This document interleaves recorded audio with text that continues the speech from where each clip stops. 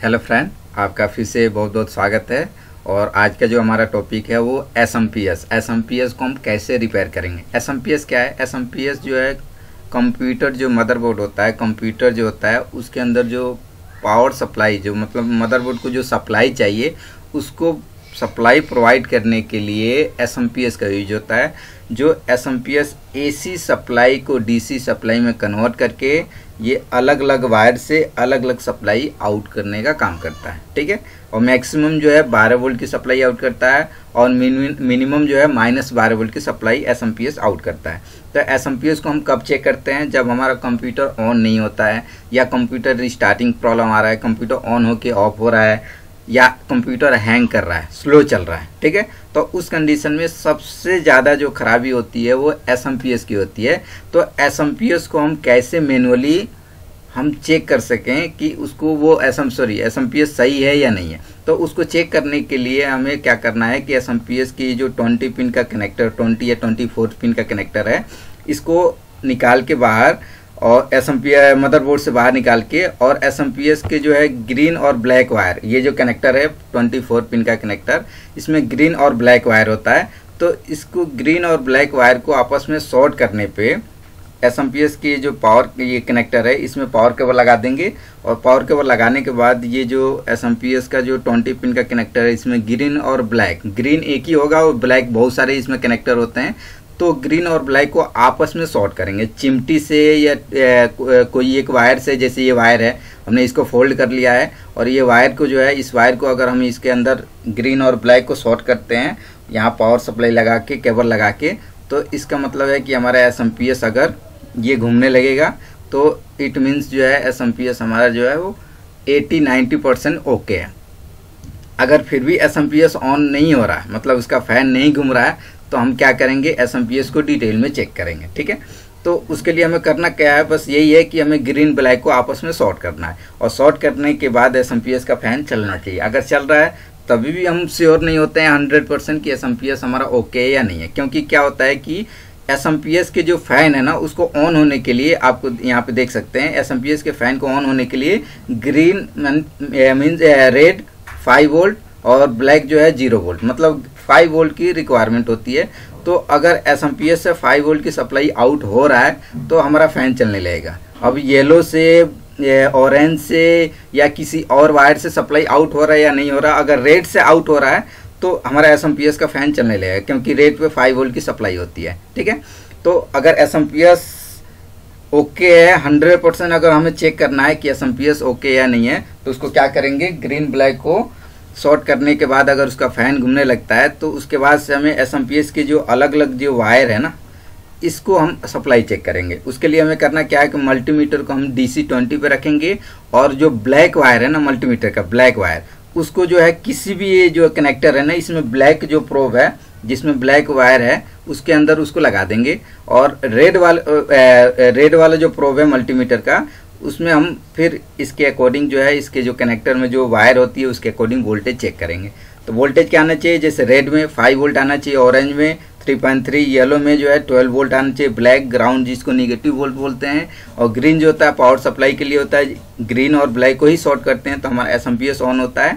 और ये ग्रे जो है, ग्रे सप्लाई हो गया, ग्रे जो है ये 5 वोल्ट, इसको बोलते हैं पीजी, पावर गुड। ये मदरबोर्ड को सबसे पहले मिलने वाला सप्लाई होता है। और पर्पल से 5 वोल्ट स्टैंड बाई, ये स्टैंड बाई जो होता है, स्टैंड बाई मोड पे जब कंप्यूटर चलता है तो उस कंडीशन में ये सप्लाई यूज होता है। ब्लू में -12 वोल्ट और वाइट में -5 वोल्ट। वाइट में जो -5 वोल्ट, ये पहले वाले जो एसएमपीएस आते थे P1, P2, P3, उसके अंदर ये ज़्यादातर आता था। आजकल के जो एसएमपीएस है उसके अंदर जो है ये NC होता है, ये कनेक्टर नहीं होता है। ठीक है। तो अगर ये एसएमपीएस ग्रीन ब्लैक को शॉर्ट करने के बाद अगर एसएमपीएस का फैन चल रहा है और ये प्रॉपर हर एक वायर से ये जो सप्लाई है वो आ रहा है, और ये सप्लाई जैसे कि ये 5 वोल्ट है, रेड से 5 वोल्ट से एक वोल्टेज कम ज़्यादा भी हो सकता है, जैसे 12 है, 13 भी हो सकता है, 11 भी हो सकता है, 5 है, 6 भी हो सकता है और 4 भी हो सकता है। अगर 1 वोल्ट से ज़्यादा या कम का डिफरेंट है तो इसका मतलब है कि एसएमपीएस में प्रॉब्लम है। ठीक है। तो अगर ये प्रॉपर सप्लाई आउट हो रहा है तो एसएमपीएस बिल्कुल हमारा 100% ओके है। अगर एसएमपीएस ग्रीन और ब्लैक को, एसएमपीएस के कनेक्टर ग्रीन ब्लैक को शॉर्ट करने पे फैन नहीं घूमता है तो इसका मतलब यही है कि हमारा SMPS डेड है, और SMPS डेड है तो SMPS को हम खोलेंगे, और खोलने के बाद उसमें हम कौन कौन से कंपोनेंट को चेक करेंगे, ठीक है, उसको कैसे रिपेयर करेंगे।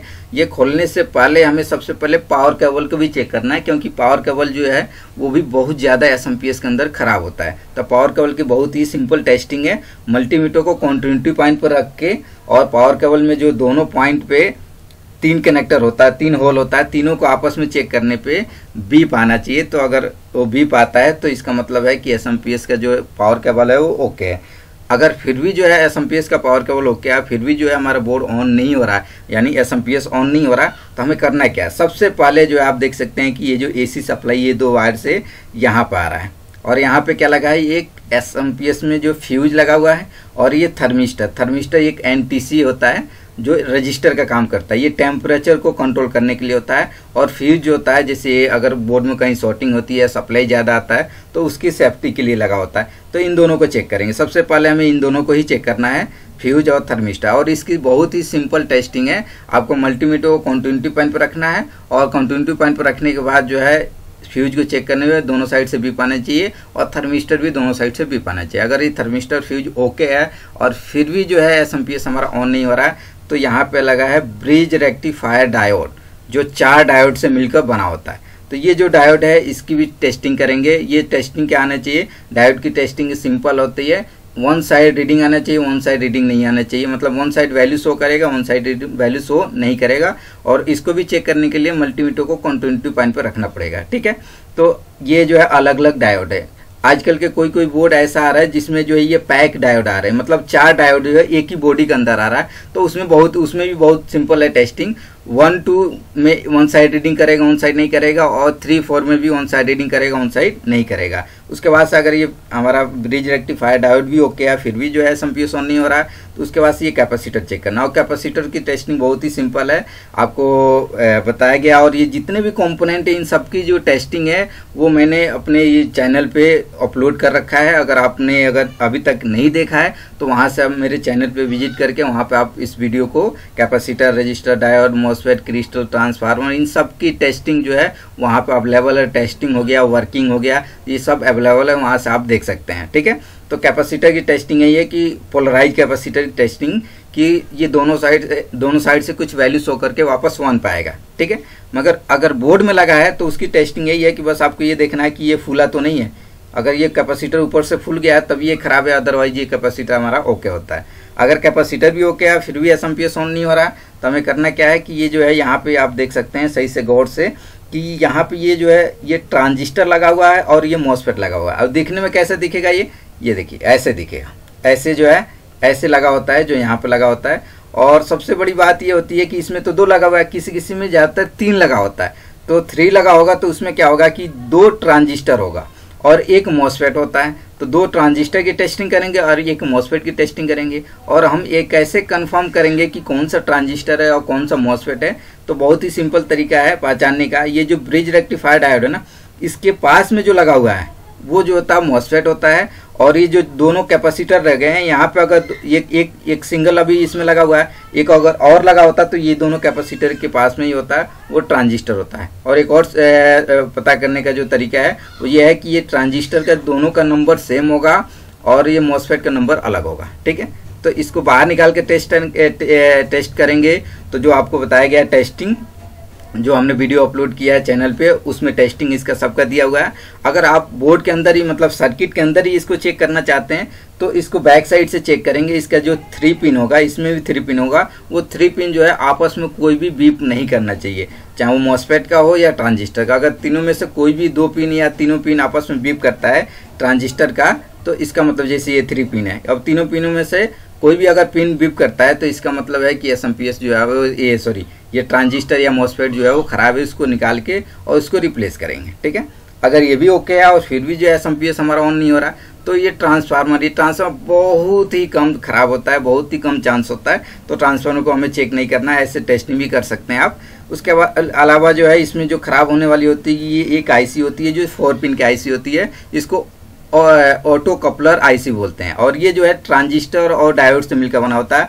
ये वो है, देखिए इसमें 4 पिन है, 1 2 और 3 4। इसमें 1 और 2 वाला जो पिन होता है ये डायोड से मिलकर बना होता है। तो सिंपल इसकी टेस्टिंग भी यही है कि 1 2 में ये वन साइड रीडिंग आना चाहिए, वन साइड नहीं आना चाहिए, क्योंकि डायोड की टेस्टिंग यही होता है। और ये जो है एमीटर और ये कलेक्टर होता है, और इसके बीच में जो पिन होता है उसका बेस होता है। तो ये जो है डायोड जो होता है वो सेंसर डायोड होता है, फोटो डायोड का काम करता है। और इसको जब ऑन होता है, बेस एनोड और कैथोड पे सप्लाई जाती है तो बेस ऑन होता है, फिर emitter to collector supply out करता है। ठीक है, तो इसकी टेस्टिंग यही है कि ये 1 2 में वन साइड रीडिंग करेगा, और ये जो है कलेक्टर एमीटर में कोई रीडिंग नहीं आना चाहिए। या आप सिंपल तरीके से चेक कर सकते हैं, ये आपस में चारों पिन में से कोई बीप नहीं करना चाहिए। अगर बीप कर रहा है तो वो खराब है। अगर ये भी ओके है फिर भी एसएमपीएस हमारा ऑन नहीं हो रहा, तो बहुत ही सिंपल तरीका है। इसके अलावा सबसे ज़्यादा अगर बात करें एसएमपीएस में जो खराबी होने वाला कंपोनेंट होता है, ये मॉसफेट के बाद से जो है ना ये 3 यहाँ पे डायोड लगे होते हैं जो 3 पिन का होता है। और एक और बात यहाँ क्लियर कर दूँ कि ये जो आप देख सकते हैं ये जो है इस टाइप का ही जो एसएमपीएस के अंदर है, मॉसफेट हो, ट्रांजिस्टर हो या डायोड हो, तीनों जो है वो इसी टाइप का आपको दिखेगा। इस टाइप का जो 3 लेग और ऐसे ही लगा होगा।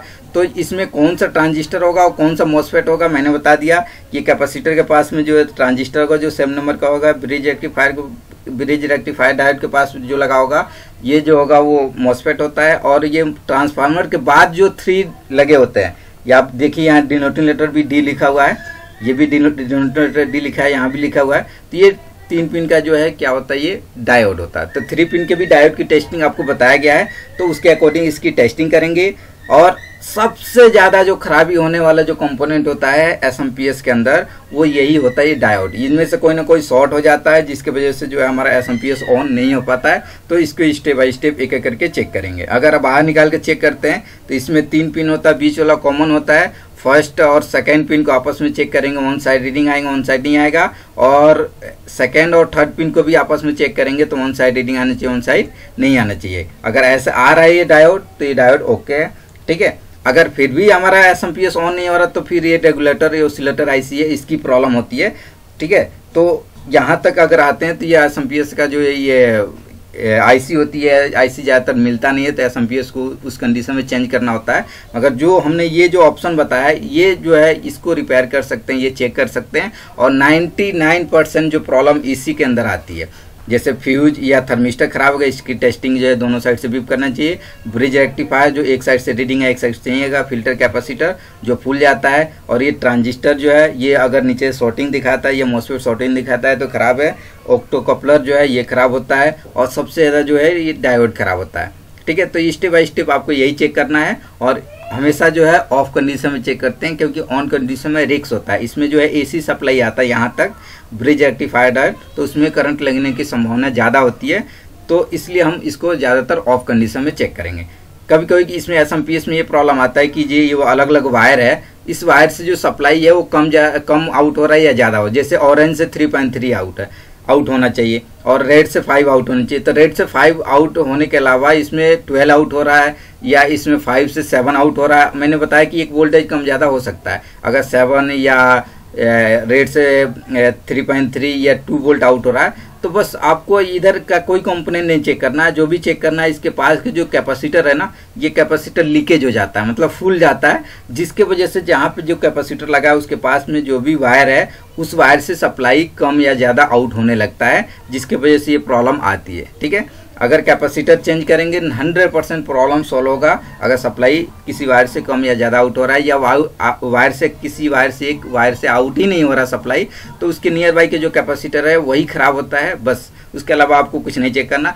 अगर आपका कैपेसिटर ओके है तो फिर वो ये जो आउटपुट के जो डायोड है ये खराब होगा, क्योंकि इसी डायोड से ही सप्लाई कॉइल कैपेसिटर से होते हुए वायर से आउट होता है। ठीक है, तो इसके अकॉर्डिंग हम चेक करेंगे। ये दूसरा एक एसएमपीएस का सर्किट है, ये भी वही है। यहाँ देख सकते हैं ये आपका फ्यूज लगा हुआ है, फ्यूज को चेक करेंगे। उसके बाद ये थर्मिस्टर है, फिर ये जो है ब्रिज रेक्टिफायर डायोड है। ये कॉइल और कैपेसिटर ये बहुत कम चांस होता है खराब होने के, तो इसलिए जो ये खराब नहीं होता है तो उसको चेक करेंगे। अगर आपको ये वीडियो अगर आपको अच्छा लगा है तो इसको लाइक सब्सक्राइब जरूर कीजिए। ओके, थैंक यू, धन्यवाद।